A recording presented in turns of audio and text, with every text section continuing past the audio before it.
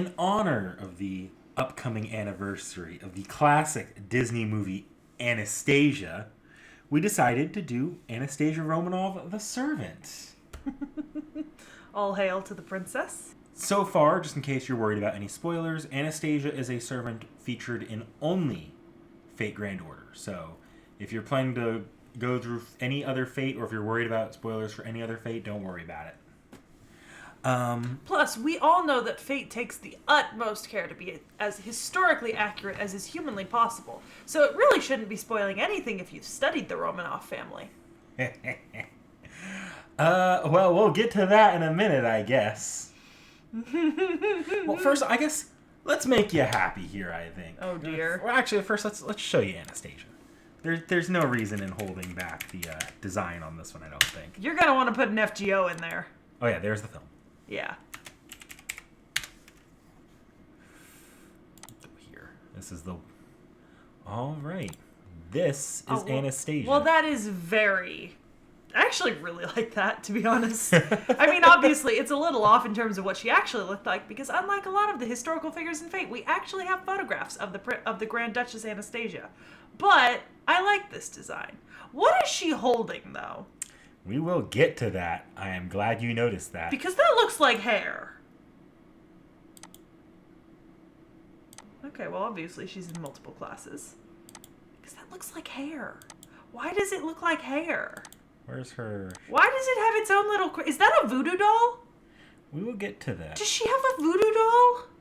I'm shocked. I actually can't find her April Fool's here, even though it does definitely exist. You can look it up in a different tab, because I kind of want to see it. I'll find it here.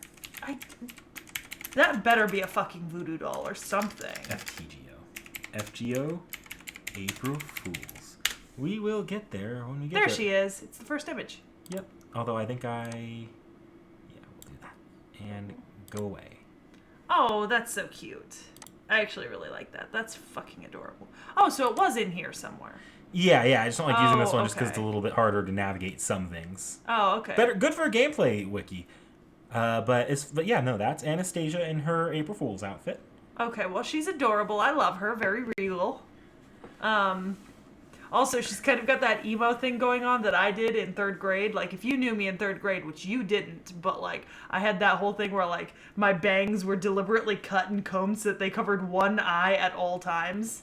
Same eye as she has covered, too.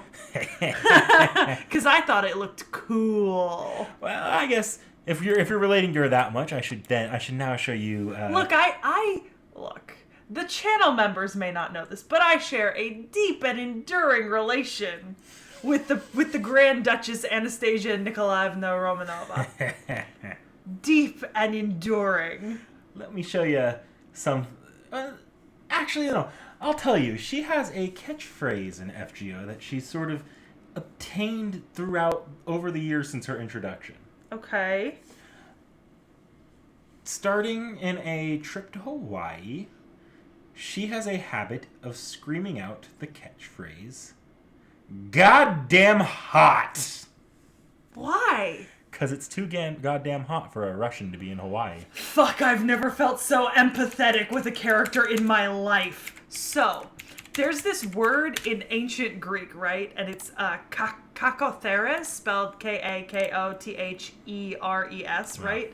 And it quite literally means, translated from ancient Greek, unsuited for summer weather.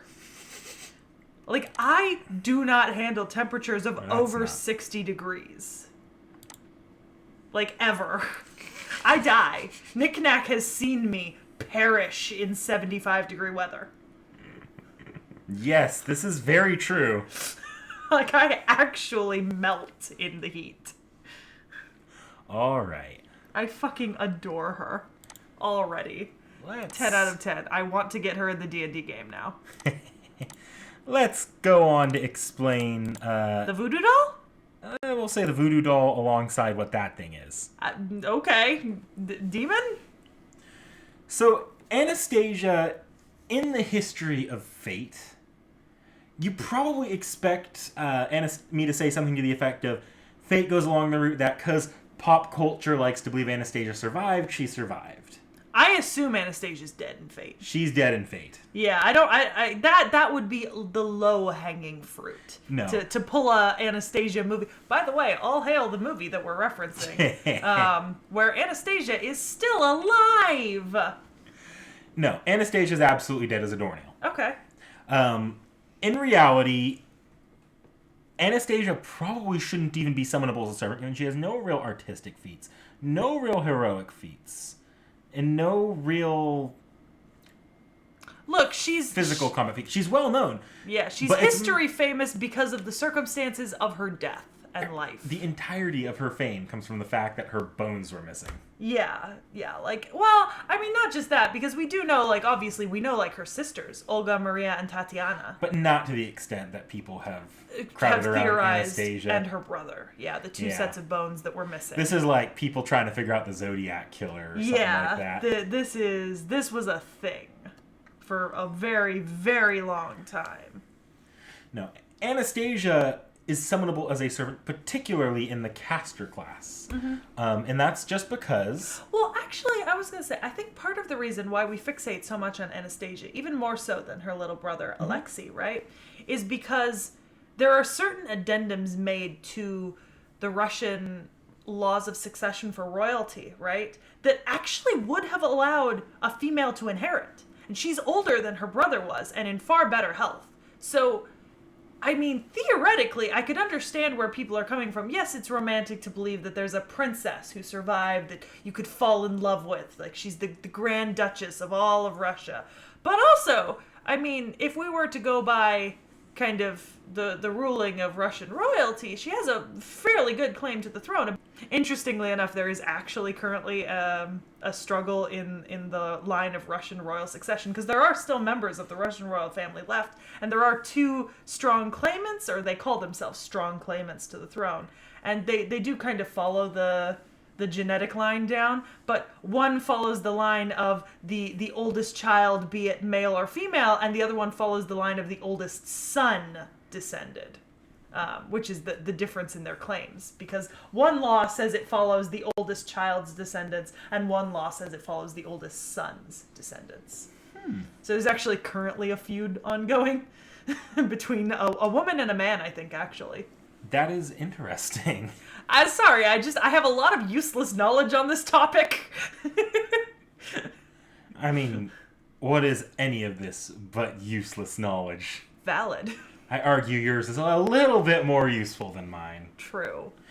I do like how royal she looks. They didn't, draw her, boobs and ass out or anything. This is very respectful for a Fate image. I've seen some shit. Fucking Jack the Ripper, people. Jack the Ripper. Nah, they did a good job with her art, I think. Mm-hmm. So Anastasia is in the caster class because, as far as Fate is concerned, her family were mages. Okay. In fact, they were in Fate, they were contracted with a elemental, which just ends up equaling a fairy as far as Fate lore goes. And that elemental was known as V, named after I had it in my notes here, the creature in the novella written by Nikolai Gogol. Oh, Gogol. Okay. Famous Russian author. There are some beautifully architectured libraries dedicated to Gogol, especially in Russia and Europe. Some really weird looking ones too. It's pretty cool, actually. Anastasia's actual ability to fight is based pretty much entirely on V. Okay. So is this something she summons to fight for her? Basically, yes. Okay. So she's like a summoner. Mm-hmm. V's capable of acting with melee combat or capable of basically deep freezing things. Pokemon, I choose you! Pikachu, Pokemon chooses you! Fucking... So you summon a servant to fight for you who summons a servant to fight for you. Yes. The servant just has a stand. Goddamn. Okay. This seems redundant, but okay. Let me... is it alright if I...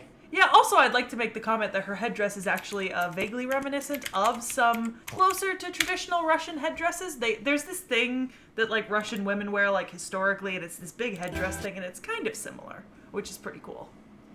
Oh, look, animation. Okay. B、すべてを見なさい。すべてを射抜きなさい。我が無用なその大いなる力を手向けなさい。B、B、B。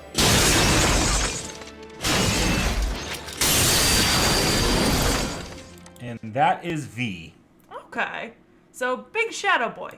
Yes. It kind of looks like a hollow from Bleach, to be honest. I've without actually a never mask. seen Bleach, so... Oh, hold on. Let me pull up. Just so I can finally be the one. Hyalo. Oh yeah, I can see that. Yeah, vaguely. I mean, without the mask, obviously, but like the base hollows, you know, like big dude over here. He's like black with a fucking mask. Okay. I give you back control. Now, we saw it a second earlier as I was hunting frantically for the April Fool's photo. Mm-hmm. But yes, she does have a summer who is an archer. I love her dress, and I like that... Oh, well. Oh, that's actually kind of interesting. Okay, so Just 3 different types of swimsuits. I know, it's kind of interesting, though, that they've got, like, the kind of, go to the third one, the most exposing one. That's kind of like one of those, like, sailor-coated. And I think that, I mean, at the time, like, if you've ever seen, like, historical swimsuits, other than the fact that her, like, midriff and boobs are out, I mean, that does follow kind of the color scheme and the general, like, because they were kind of like little dresses with shorts underneath them that kind of looked like sailor suits. Was like the common swimming costumes. That's why they called them swimming costumes. What's And that? I always like that kind of aesthetic. It's cute. Also, I like her dress. It's so cute in the other one. I like that she froze the fucking beach. Yes, I approve of that greatly. I fucking hate the heat, so this is absolutely me as a mood. Also, I love this dress. This is super cute. Also, I just noticed that her little voodoo doll thing has a different dessert in every image. Like, what the fuck? Okay. So, I don't know if I need to show you this one, because the first I just want to show you because it's kind of hard to image V otherwise. Mm-hmm. In her summer form, the way her noble phantasm is still V, Yeah. but she's fairly playful with it. Like, the actual noble phantasm ends up looking like a sun, like an actual like snow cone Oh. when she freezes them. Okay. There is a snowman on the back of the beach there. Yes. I love this. Honestly, if I could turn the beach to ice. Granted, I'm so averse to sun that I would also just block out the sun because I am a creature of darkness and cold. And I'm alright with that. She does have one more noble phantasm that I almost forgot to mention here. Okay. It's called Sumerki Kremlin, Ah. where she basically can create the Kremlin fortresses around Russia. Do you have a spelling of that for me, the first word? Oh, okay. Is that how it's spelled in? I want to say, so we can see it here. I basically... Yeah. By the way, I sourced most of my notes and my pre-research from the Type Moon Wiki. Yeah. No, that makes sense. So. Not listed there, up here. Oh, interesting. Smirky Kremlin. No, I mean, Kremlins also have a very distinct kind of... Like, there's no wonder they went with Kremlin. I mean, I'm not surprised at all. So yeah, that's pretty much Anastasia in a nutshell. Anything else I could say would be a little bit farther than the scope of this, I think, and we'd be falling too much into spoilers. So the thing with hair, right? That's V, right? In like a small, cute form? Yes. Or, oh, okay. Even though I think you can see a little silhouette of V behind her with the... Yeah, thing, in so. the other picture, you see, Yeah. there was a silhouette behind. Yeah, she's got both there. But, oh, okay. So that makes sense then. It's still a little creepy that it has hair, though. Is that like a wig she puts on it or something? Yeah, so V is actually something that's... as like from what I've read and what I remember from the actual game, V is something that all of the SARs had. It wasn't just Anastasia. Anastasia was just the one who had V last. Okay. That makes sense. Yeah. So Anastasia treats V like a little bit of a pet, like a little bit of an imaginary friend. Oh, though not so imaginary.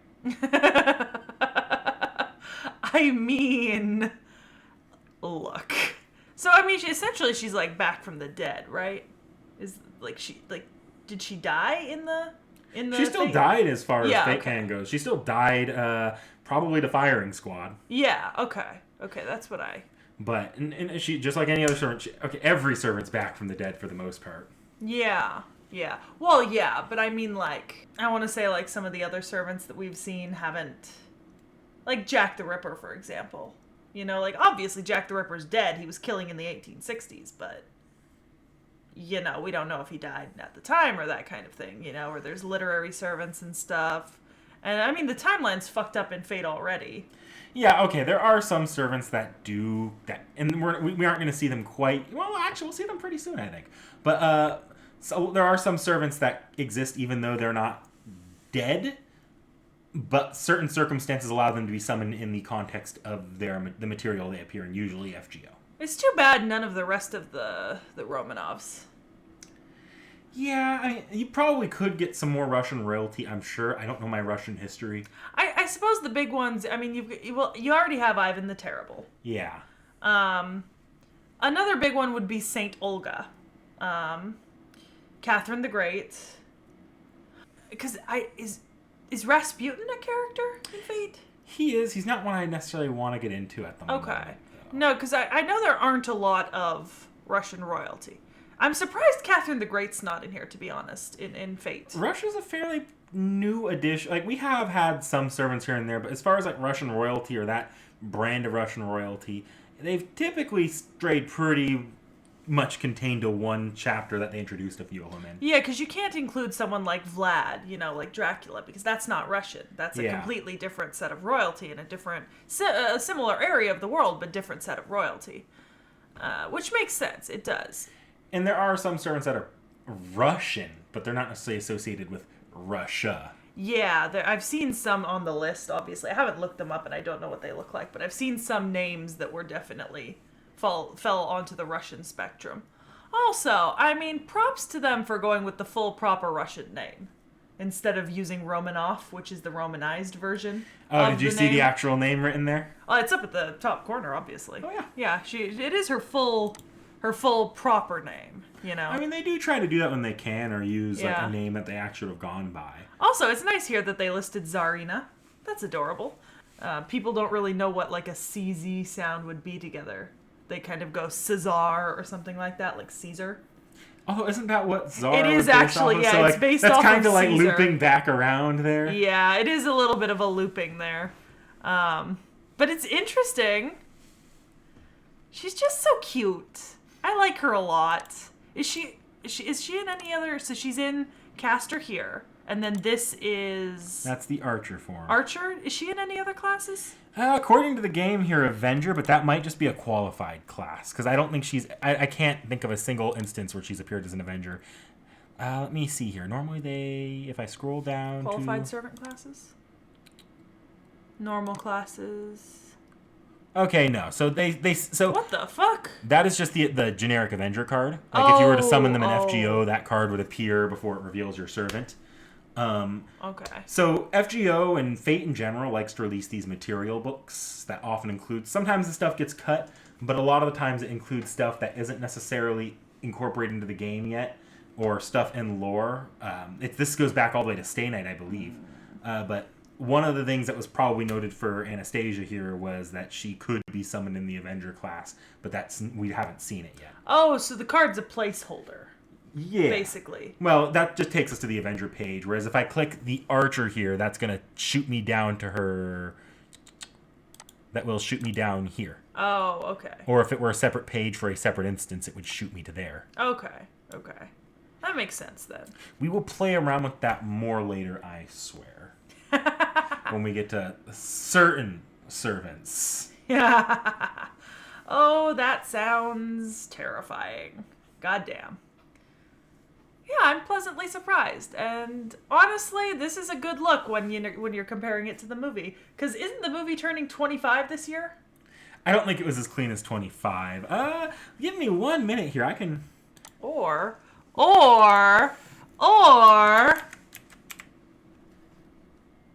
1997. So 2022, it'll turn 25. Huh. Yeah, because it was actually originally released on November 14th, which we will be releasing as close to that as we can possibly get. We'll see. So it'll be sometime in November prior to the 14th. Yeah. Yeah. That's adorable. Took a second to look, but that's adorable. That's actually really fucking cute. Her summer form should have one of these as well. Actually, her summer form's pretty new. Yeah. It won't yet, because her summer form was actually just released this year, so we haven't had an April Fool's for her design to be revealed for that yet.